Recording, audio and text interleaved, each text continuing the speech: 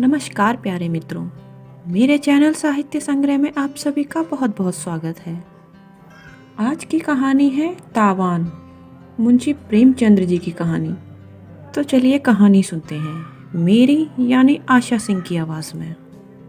चकौड़ी लाल ने दुकान खोली और कपड़े के थानों को निकाल निकाल कर रखने लगा कि एक महिला 2 स्वयंसेवकों के साथ उसकी दुकान छेकने आ पहुंची। चकौड़ी के प्राण निकल गए। महिला ने तिरस्कार करके कहा, क्यों लाला, तुमने सील तोड़ डाली ना? अच्छी बात है। देखें तुम कैसे एक गिरह कपड़ा भी बेच लेते हो। भले आदमी, तुम्हें शर्म नहीं आती कि देश में यह संग्राम छिड़ा हुआ है और तुम विलायती कपड़ा बेच रहे हो? डूब मरना चाहिए। औरतें तक घरों से निकल पड़ी हैं, फिर भी तुम्हें लज्जा नहीं आती? तुम जैसे कायर देश में ना होते तो इसकी यह अधोगति ना होती। चकौड़ी ने वास्तव में कल कांग्रेस की सील तोड़ डाली थी। यह तिरस्कार सुनकर उसने सिर नीचा कर लिया। उसके पास कोई सफाई न थी और ना कोई जवाब था। उसकी दुकान बहुत छोटी थी, लहने पर कपड़े लाकर बेचा करता था। यही जीविका थी। इसी पर वृद्धा माता, रोगिणी स्त्री और 5 बेटे बेटियों का निर्वाह होता था। जब स्वराज संग्राम छिड़ा और सभी बजाज विलायती कपड़ों पर मोहरें लगवाने लगे तो उसने भी मोहरें लगवा लीं। 10-5 थान स्वदेशी कपड़ों के उधार लाकर दुकान पर रख लिए, पर कपड़ों का मेल न था, इसीलिए बिक्री कम होती थी। कोई भूला भटका ग्राहक आ जाता तो रुपया 8 आने की बिक्री हो जाती। दिन भर दुकान में तपस्या सी करके पहर रात को घर लौट जाता था। गृहिणी का खर्च इस बिक्री में क्या चलता। कुछ दिन कर्ज वर्ज लेकर काम चलाया, फिर गहने बेचने की नौबत आई। यहाँ तक कि अब घरों में कोई ऐसी चीज न बची जिससे 2-4 महीने पेट का भूत सिर से टल जाता। उधर स्त्री का रोग असाध्य होता जाता था। बिना किसी कुशल डॉक्टर को दिखाए काम न चल सकता था। इसी चिंता में डूब उतरा रहा था कि विलायती कपड़ों का एक ग्राहक मिल गया जो एक मुश्त 10 रुपए का माल लेना चाहता था। इस प्रलोभन को वह ना रोक सका। स्त्री ने सुना तो कानों पर हाथ रखकर बोली, मैं मोहर तोड़ने को कभी ना कहूँगी। डॉक्टर तो कुछ अमृत पिला ना देगा। तुम नक्कू क्यों बनो? बचना होगा बच जाऊंगी, मरना होगा मर जाऊंगी। बेआबरूई तो ना होगी। मैं जीकर ही घर का क्या उपकार कर रही हूँ, सबको दुखी ही कर रही हूँ। देश को स्वराज मिले, लोग सुखी हों, बला से मैं मर जाऊंगी। हजारों आदमी जेल जा रहे हैं, कितने घर तबाह हो गए, तो क्या सबसे ज़्यादा प्यारी मेरी ही जान है? पर चकौड़ी इतना पक्का ना था। अपना बस चलते वह स्त्री को भाग्य के भरोसे ना छोड़ सकता था। उसने चुपके से मोहर तोड़ डाली और लागत के दामों 10 रुपए के कपड़े बेच लिए। अब डॉक्टर को कैसे ले जाए? स्त्री से क्या पर्दा रखता? उससे जाकर साफ साफ सारा वृत्तांत कह सुनाया और डॉक्टर को बुलाने चला।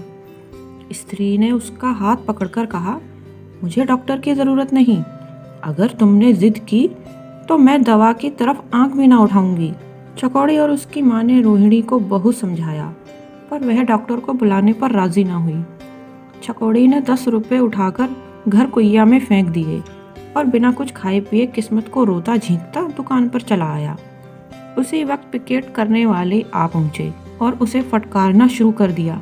पड़ोस के दुकानदार ने कांग्रेस कमेटी में जाकर चुगली खाई थी। चकौड़ी ने महिला के लिए अंदर से लोहे की एक टूटी बेरंग कुर्सी निकाली और लपककर उसके लिए पान लाया। जब वह पान खाकर कुर्सी पर बैठी तो उसने अपने अपराध के लिए क्षमा मांगी। बोला, बहन जी, बेशक मुझसे यह अपराध हुआ है, लेकिन मैंने मजबूर होकर मोहर तोड़ी। अब की मुझे माफ़ी दे दीजिए, फिर ऐसी खता ना होगी। देश सेविका ने थानेदारों के रोब के साथ कहा, यूँ अपराध क्षमा नहीं हो सकता, तुम्हें इसका तावान देना पड़ेगा। तुमने कांग्रेस के साथ विश्वासघात किया है और इसका तुम्हें दंड मिलेगा। आज ही बॉयकॉट कमेटी में यह मामला पेश होगा। चकौड़ी बहुत ही विनीत, बहुत ही सहिष्णु था, लेकिन चेतावनी में तपकर उसका हृदय उस दशा को पहुंच गया जब एक चोट भी चिंगारियां पैदा करती हैं। तिनक्कर बोला, तावान मैं तो ना दे सकता हूँ, ना दूंगा। हाँ, दुकान भले ही बंद कर दूँ, और दुकान भी क्यों बंद करूँ? अपना माल है, जिस जगह चाहूँ बेच सकता हूँ।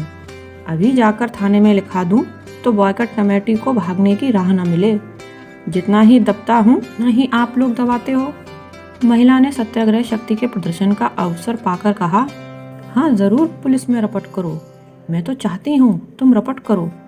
तुम उन लोगों को यह धमकी दे रहे हो जो तुम्हारे ही लिए अपने प्राणों का बलिदान कर रहे हैं। तुम इतने स्वार्थांध हो कि अपने स्वार्थ के लिए देश का अनहित करते तुम्हें लज्जा नहीं आती। उस पर मुझे पुलिस की धमकी देते हो।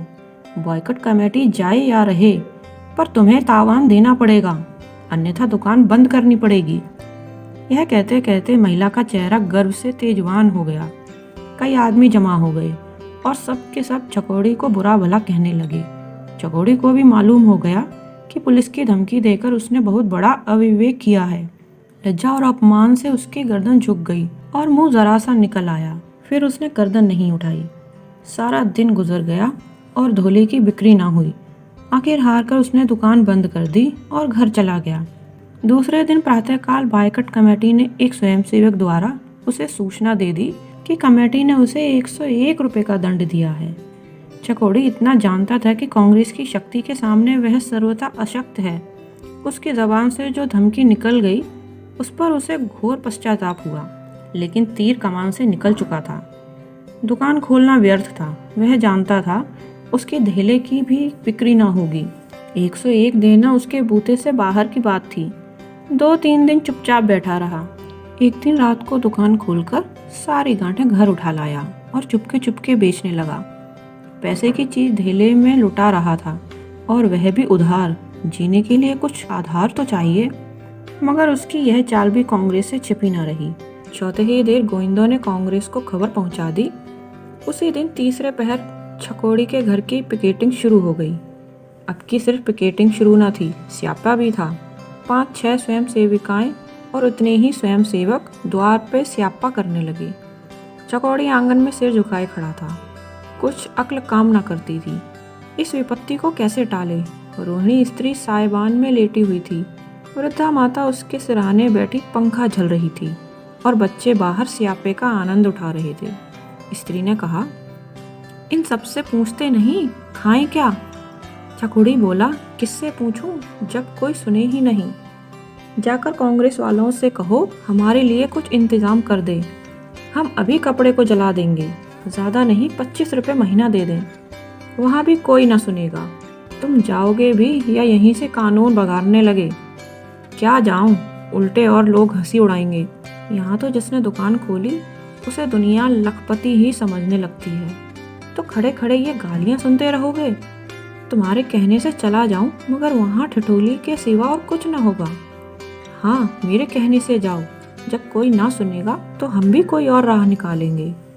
चकोड़ी ने मुंह लटकाए कुर्ता पहना और इस तरह कांग्रेस दफ्तर चला जैसे कोई मरणासन्न रोगी को देखने के लिए वैद्य को बुलाने जाता है। कांग्रेस कमेटी के प्रधान ने परिचय के बाद पूछा, तुम्हारे ही ऊपर तो बॉयकॉट कमेटी का 101 का तावान लगाया है। जी हाँ। तो रुपया कब दोगे? मुझमें तावान देने की सामर्थ्य नहीं है। आपसे मैं सत्य कहता हूँ, मेरे घर में 2 दिन से चूल्हा नहीं जला। घर की जो जमा जथा थी वह सब बेचकर खा गया। अब आपने तावान लगा दिया, दुकान बंद करनी पड़ी। घर पर कुछ माल बेचने लगा, वहाँ स्यापा बैठ गया। अगर आपकी यही इच्छा हो कि हम सब दाने बगैर मर जाएं, तो मार डालिए और मुझे कुछ नहीं कहना। चकोड़ी जो बात कहने घर से चला था वह उसके मुंह से ना निकली। उसने देख लिया कि यहाँ कोई उस पर विचार करने वाला नहीं है। प्रधान जी ने गंभीर भाव से कहा, तावान तो देना ही पड़ेगा। अगर तुम्हें छोड़ दूं तो इसी तरह और लोग भी करेंगे। फिर विलायती कपड़े की रोकथाम कैसे होगी? मैं आपसे जो कह रहा हूँ उस पर आपको विश्वास नहीं आता। मैं जानता हूँ तुम मालदार आदमी हो। मेरे घर की तलाशी ले लीजिए, मैं इन चकमों में नहीं आता। चकोड़ी ने उद्दंड होकर कहा, तो यह कहिए कि आप देश सेवा नहीं कर रहे हैं, गरीबों का खून चूस रहे हैं। पुलिस वाले कानूनी पहलू से लेते हैं, अब गैर कानूनी पहलू से लेते हैं। नतीजा एक है, आप भी अपमान करते हैं, वह भी अपमान करते हैं। मैं कसम खा रहा हूँ कि मेरे घर में खाने के लिए दाना नहीं है। मेरी स्त्री खाट पर पड़ी पड़ी मर रही है, फिर भी आपको विश्वास नहीं आता। आप मुझे कांग्रेस का काम करने के लिए नौकर रख लीजिए, 25 रुपये महीने दीजिएगा। इससे ज़्यादा अपनी गरीबी का और क्या प्रमाण दूँ? अगर मेरा काम संतोष के लायक ना हो तो 1 महीने के बाद मुझे निकाल दीजिएगा। यह समझ लीजिए कि जब मैं आपकी गुलामी करने को तैयार हुआ हूँ तो इसीलिए कि मुझे दूसरा कोई आधार नहीं है। हम व्यापारी लोग अपना बस चलते किसी की चाकरी नहीं करते। ज़माना बिगड़ा हुआ है, नहीं 101 के लिए इतना हाथ पांव ना जोड़ता। प्रधान जी हंसकर बोले, यह तो तुमने नई चाल चली। चाल नहीं चल रहा हूँ, अपनी विपत्ति कथा कह रहा हूँ। कांग्रेस के पास इतने रुपए नहीं है कि वह मोटों को खिलाती फिरे। अभी आप मुझे मोटा कहे जाएंगे, तुम मोटे ही हो, मुझ पर जरा भी दया ना कीजिएगा। प्रधान ज़्यादा गहराई से बोले, चकोड़ी लाल जी, मुझे पहले तो इसका विश्वास नहीं आता कि आपकी हालत इतनी खराब है, और अगर विश्वास आ भी जाए तो मैं भी कुछ नहीं कर सकता। इतने महान आंदोलन में कितने ही घर तबाह हुए होंगे और हम लोग सभी तबाह हो रहे हैं। आप समझते हैं हमारे सिर कितनी बड़ी जिम्मेदारी है। आपका तावान माफ़ कर दिया जाए तो कल ही आपके बीसियों भाई अपनी मोहरें तोड़ डालेंगे और हम उन्हें किसी तरह कायल ना कर सकेंगे। आप गरीब हैं, लेकिन आपके सभी भाई तो गरीब नहीं हैं। तब तो सभी अपनी गरीबी के प्रमाण देने लगेंगे। मैं किस किस की तलाशी लेता फिरूंगा। इसलिए जाइए, किसी तरह रुपए का प्रबंध कीजिए और दुकान खोलकर कारोबार कीजिए। ईश्वर चाहेगा तो वह दिन भी आएगा जब आपका नुकसान पूरा हो जाएगा। चकौड़ी घर पहुंचा तो अंधेरा हो गया था। अभी तक उसके द्वार पर स्यापा हो रहा था। घर में जाकर स्त्री से बोला, आखिर वही हुआ जो मैं कहता था। प्रधान जी को मेरी बात पर विश्वास ही नहीं आया।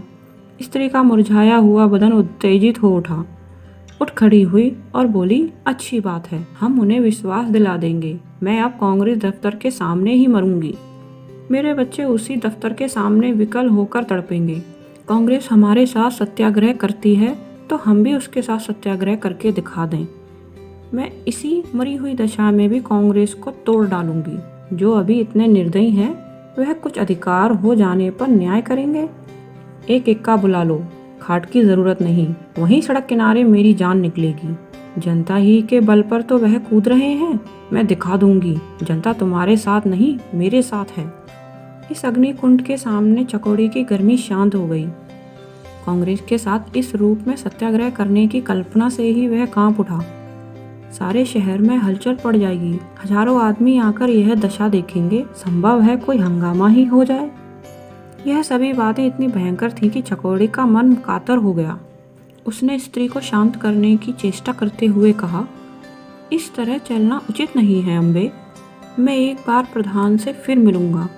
अब रात हुई, स्यापा भी बंद हो जाएगा, कल देखी जाएगी। अभी तो तुमने पथ्य भी नहीं लिया।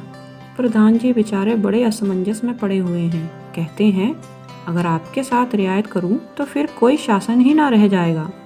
मोटे मोटे आदमी भी मोहरें तोड़ डालेंगे और जब कुछ कहा जाएगा तो आपकी नज़ीर पेश कर दी जाएगी। अम्बा एक क्षण अनिश्चित दशा में खड़ी चकोड़ी का मुंह देखती रही, फिर धीरे से खाट पर बैठ गई। उसकी उत्तेजना गहरे विचार में लीन हो गई। कांग्रेस की ओर अपनी जिम्मेदारी का ख्याल आ गया। प्रधान जी के कथन में कितना सत्य था वह उससे छिपा न रहा। उसने चकोड़ी से कहा, तुमने आकर यह बात ना कही थी। चकोड़ी बोला, उस वक्त मुझे इसकी याद न थी। यह प्रधान जी ने कहा है या तुम अपनी तरफ से मिला रहे हो? नहीं, उन्होंने खुद कहा। मैं अपनी तरफ से क्यों मिलाता? बात तो उन्होंने ठीक ही कही। हम तो यूं ही मिटे हुए हैं। रुपए कहाँ से आवेंगे? भोजन के लिए तो ठिकाना ही नहीं, दंड कहाँ से दें? और कुछ नहीं है, घर तो है, इसे रहन रख दो। और अब विलायती कपड़े भूलकर भी ना बेचना, सड़ जाएं, कोई परवाह नहीं। तुमने सील तोड़कर यह आफत सिर ली। मेरा दवा दारू की चिंता ना करो, ईश्वर की जो इच्छा होगी वह होगा। बाल बच्चे भूखे मरते हैं, मरने दो। देश में करोड़ों आदमी ऐसे हैं जिनकी दशा हमारी दशा से भी खराब है। हम ना रहेंगे, देश तो सुखी रहेगा। चकोड़ी जानता था अम्बा जो कहती है वह करके रहती है। कोई उज्र नहीं सुनती। वह सिर झुकाए अम्बा पर झुंझलाता हुआ घर से निकलकर महाजन के घर की ओर चला। ये थी कहानी तावान। कहानी पसंद आए तो लाइक करें। मेरे चैनल को सब्सक्राइब करना ना भूलें। धन्यवाद।